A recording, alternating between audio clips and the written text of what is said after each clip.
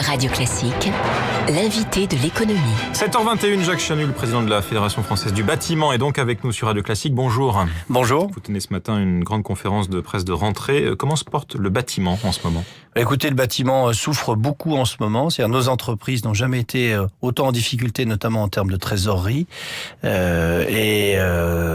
Cette souffrance, malheureusement, se traduit en termes de perte d'emploi. Pourtant, on a eu des bonnes tendances, des bons chiffres. Le marché de l'immobilier semble repartir à la hausse depuis le premier semestre de cette année. Ça n'est pas de bon augure pour votre secteur ? Bien sûr que si. C'est bien un peu le paradoxe de cette rentrée. C'est-à-dire que les chiffres chez nos clients, promoteurs, notamment en logement, notamment en maison individuelle, sont bons en termes de réservation et de vente, mais ça ne se traduit pas encore en termes de mise en chantier, c'est-à-dire pour nous de notre métier qui est de construire. Donc tous ces chiffres sur l'immobilier sont rassurants quant à l'avenir, mais ne règlent pas notre problème immédiat de charge de travail. C'est-à-dire qu'il y a un décalage entre les commandes et puis les intentions d'achat des Français et le business du bâtiment, c'est ça ? Voilà, il y a à peu près 200 jours d'écart entre le moment où il y a une réservation d'une maison et le moment où le maçon commence à intervenir. Vous citiez le chiffre il y a quelques semaines de 45 000 emplois détruits en 2015 par les entreprises du bâtiment. On est toujours sur cet étiage ? Oui, malheureusement, on voit bien que le décalage de cette reprise que nous espérions en fait en juin, c'est-à-dire que on voit que le délai justement entre le moment de la réservation de la maison et le moment où on commence à construire s'allonge, et donc nous attendions en fait une reprise en juin qui, je l'espère, devrait arriver qu'en septembre-octobre, et donc forcément, entre-temps, il y a eu encore une destruction d'emplois, donc on va être sur une tendance malheureusement autour des 40 000, oui, sur l'année. Comment expliquer ce décalage ? Il y a un attentisme de la part des clients aujourd'hui encore ? Sincèrement, je pense que la volonté des clients d'investir ou de construire pour eux-mêmes, voire de rénover là, reste le problème de la confiance en l'avenir, de faire ce geste d'achat. C'est pas un geste instinctif. Il y a de la psychologie là-dedans. Hein. Oui, forcément. Dans nos métiers, ça a toujours été le cas. Et ce retour à la confiance, revient petit à petit. Mais il faut quelques gestes qui peuvent déclencher l'achat. C'est-à-dire, en fait, des gestes soit fiscaux, soit de montage financier incitatif, qui permet aux gens de se dire, allez, c'est vraiment le moment de faire des travaux, c'est vraiment le moment d'investir, ou c'est vraiment le moment de construire mon logement. Alors, vous parliez des emplois qui seront encore supprimés cette année dans le secteur du bâtiment. Le corollaire, on n'en parle pas beaucoup, mais c'est qu'il y aura aussi moins d'apprentis recrutés par les entreprises du bâtiment.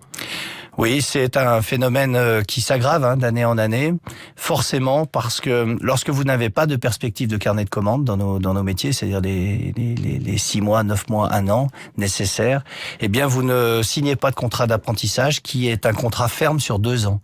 Donc la rigidité de ces contrats... Compliqué de s'engager sur 2 ans, en fait. Il faudrait que ce soit moins long. Alors, il faudrait que ce soit moins long, plus souple, ou peut-être que l'artisan, parce que c'est beaucoup nos artisans qui prennent aussi des petites structures, et la garantie qu'en cas de baisse d'activité, et donc de ne peut être en capacité de garder cet apprenti, eh bien, il puisse avoir un système de relais, voire de transfert à un autre, et que cette rigidité où vous engagez sur une sorte de CDD, un contrat durée déterminée de 2 ans, donc ferme, les ruptures sont compliquées, c'est entre les 4 parties, le CFA, les parents, parce qu'ils sont souvent mineurs, l'enfant et l'entreprise, enfin le jeune et l'entreprise, pardon. Eh bien, cette rigidité administrative fait que dans les périodes difficiles, l'artisan se dit, j'ai d'autres soucis que ça, que d'essayer de prendre un apprenti. Le gouvernement avait promis justement une simplification administrative, notamment en faveur du bâtiment, du point de vue des permis de construire et des normes. Est-ce que c'est le cas depuis que François Hollande est au pouvoir ? Il y a beaucoup de groupes de travail qui sont installés. Il y a une continuité de l'État dans ce domaine-là, il faut le reconnaître, sur la volonté de simplifier. C'est un dossier très long. Je crois que en France, on a beaucoup plus l'habitude de créer des normes que d'en supprimer, y compris dans nos professions. C'est compliqué de simplifier, presque. C'est beaucoup plus compliqué de simplifier. Donc, l'effet sera encore différé. Malheureusement, moi, je trouve, sincèrement, que tout ça est beaucoup trop long et qu'on pourrait être beaucoup plus réactif. Mais, en tout cas, la tendance est là. Mais on le ressent pas encore, malheureusement, au niveau de nos entreprises au quotidien. Sur le plan de relance en faveur du logement qui avait été annoncé en grande pompe par Manuel Valls il y a tout juste 1 an, c'était fin août 2014. Est-ce qu'il y a eu déjà un effet pour votre secteur ? Ça a eu un effet, en tout cas, sur les ventes et les réservations de logements. C'est indéniable. Le Pinel fonctionne.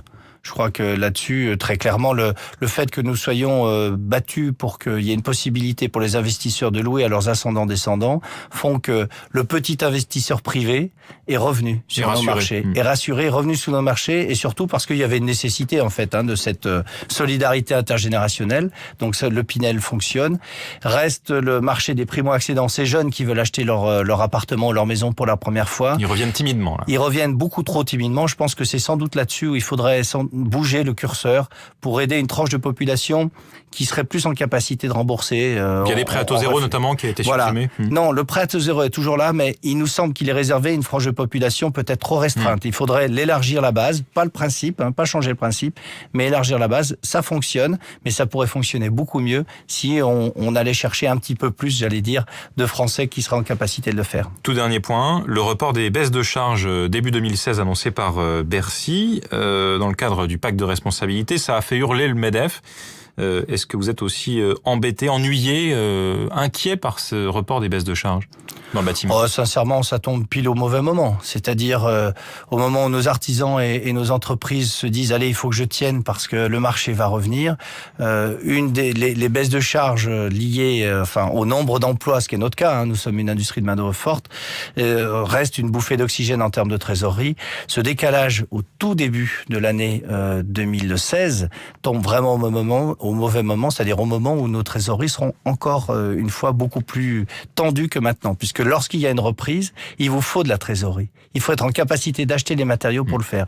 Donc malheureusement, ça tombe au mauvais moment, et en plus c'est un mauvais signe en termes, j'allais dire, d'engagement de l'État, de parole, ce qu'on appelle la parole de l'État, et qui peut un peu, on va dire, entamer la confiance de nos entrepreneurs et de nos artisans. Merci Jacques Chanu, président de la Fédération française du bâtiment, invité de l'économie ce matin de Radio Classique. Bonne journée. Bonne journée à vous.